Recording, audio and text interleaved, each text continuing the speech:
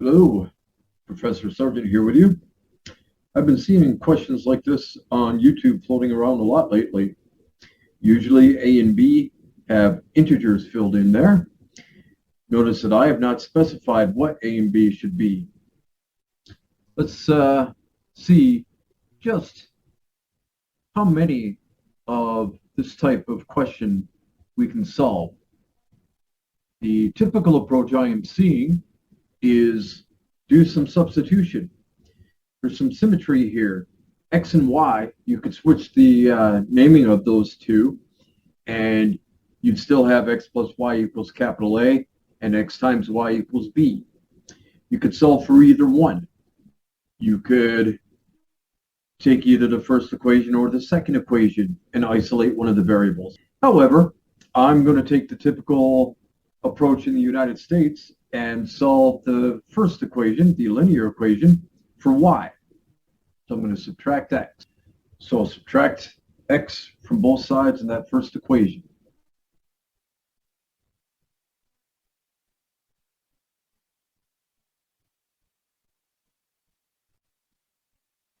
And then substitute that into the second equation, what we just got for y.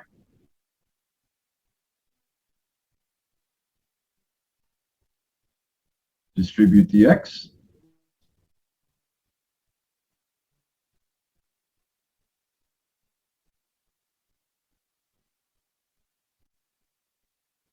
And then we could add x squared to both sides and subtract ax from both sides to get this.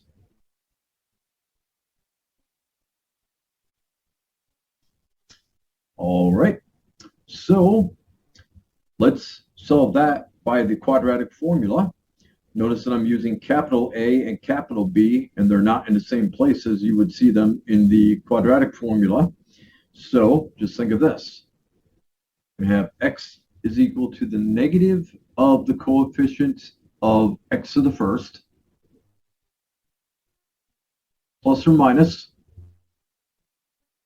all of the following under the square root, the coefficient of x to the first squared minus 4 times the coefficient of x squared times the constant term. All of that is over 2 times the coefficient of x squared. So x is equal to a plus or minus square root of a squared minus 4b, all of that, all over 2.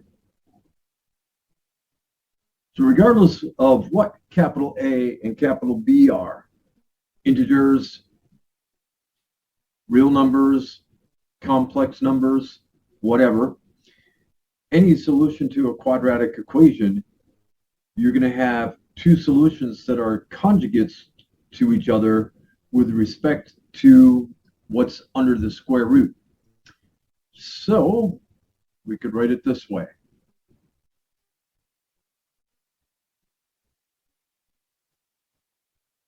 A over 2 plus or minus a squared minus 4b, all under the square root, all of that over 2.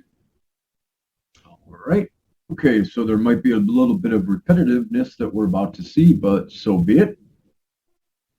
Again, since we see that our two solutions are conjugates of each other with respect to what's under the square root, then I'm going to define x to be a plus square root of b. Got a typo there. I'm going to define x to be the a plus square root of b and y to be its conjugates. Notice I'm using a different a and b. They're lowercase now.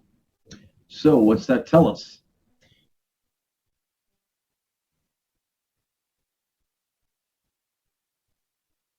We add conjugates. We're going to have what's under the square root disappear. Like term square root of b minus square root of b, that disappears. A plus a is going to give us 2a. That's a lowercase a. And that was supposed to be equal to capital A back here. X plus y was supposed to equal capital A. So little a is equal to big A over 2. And next we're going to solve for b, little b, in terms of what we originally had. All right. Since x times y is going to be a plus square root of b, that quantity times the quantity a minus square root of b, then by the difference of two squares formula, we're going to have a squared minus the square root of b squared. That's giving us that xy is equal to a squared minus b. Again, that's the lowercase a and the lowercase b. That was supposed to equal capital B. And let's see here. Okay, so let's isolate lowercase b. Add capital B to both sides.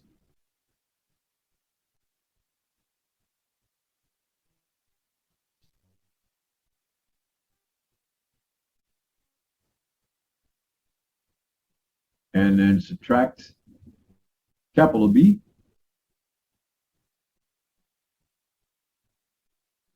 And we knew that lowercase a was equal to uppercase A divided by 2.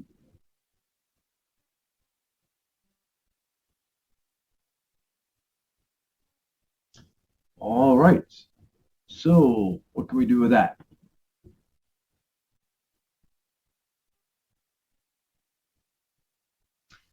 Okay, so in this system, the 15 is my capital A, because that was for the addition, and the 44 is my capital B, because that was from the multiplication part.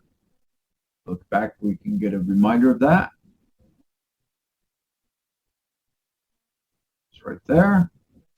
And we found on the second page that lowercase a is uppercase A divided by 2.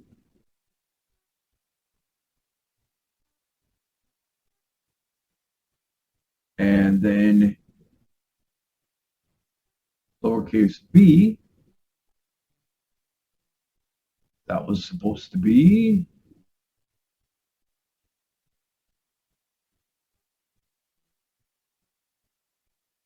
uppercase A divided by 2, all of that squared, minus b.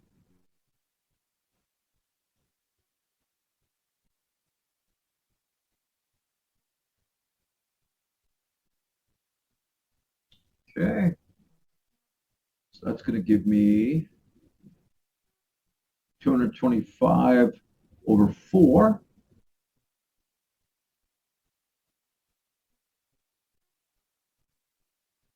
Minus 44. And I'm going to get a common denominator there.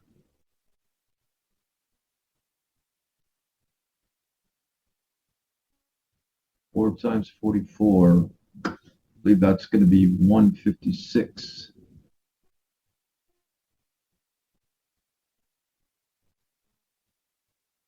Four times 40 plus 4, quantity 40 plus 4, distribute that. That's going to be 160 plus 16, so 176.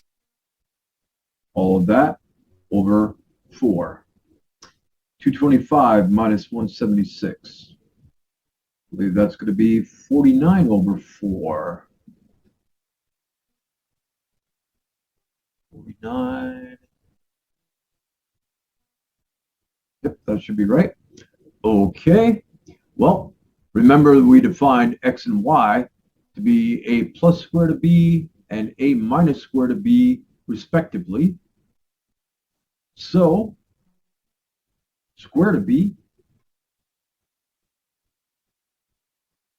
apply the quotient rule for radicals, and we'll have that square root of b is 7/2. So x is 15 halves minus 7 halves. It's 8 halves or 4. And y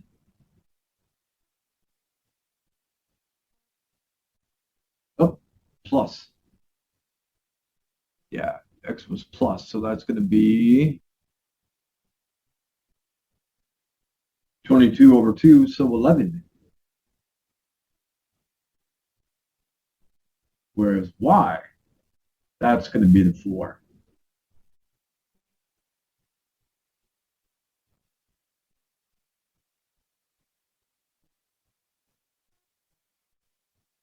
And that does satisfy the system. 11 plus 4 is equal to 15. And 11 times 4 is 44, as desired.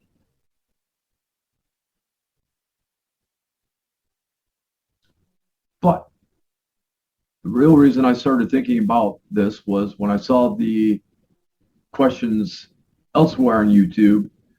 Twice I tried a different approach, and the same thing came up.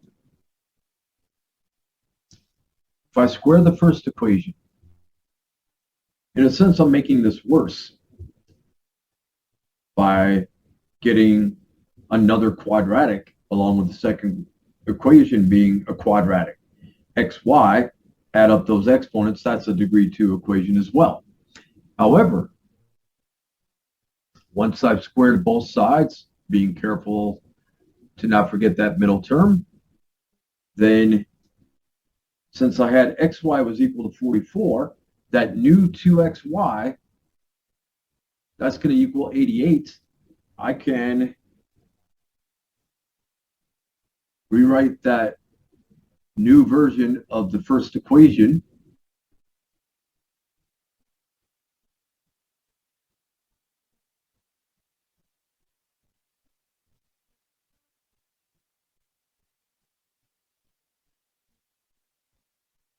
(225) minus 88 should be 137.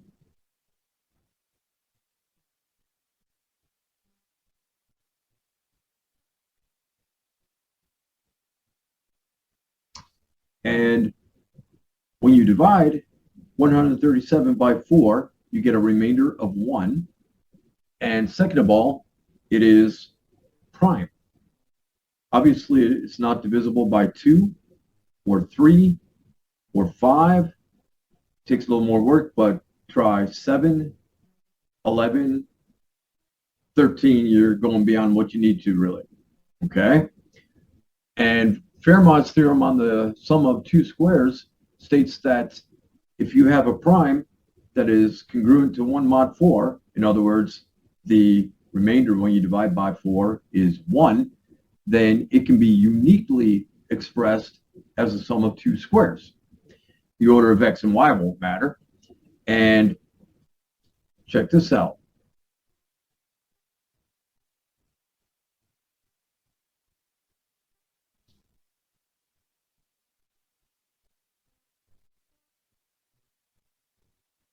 Two solutions that I found previously, 4 and 11, satisfy this. So just how often, here's a challenge as well, just how often when we rewrite the two equations this way and then substitute in for 2xy, how often are we going to get a prime that is congruent to 1 mod 4? And how often are we going to be dealing with numbers small enough that we could find the unique x and y pair so that the sum of their squares would equal that prime? Let me know in the comments. Thanks for stopping by.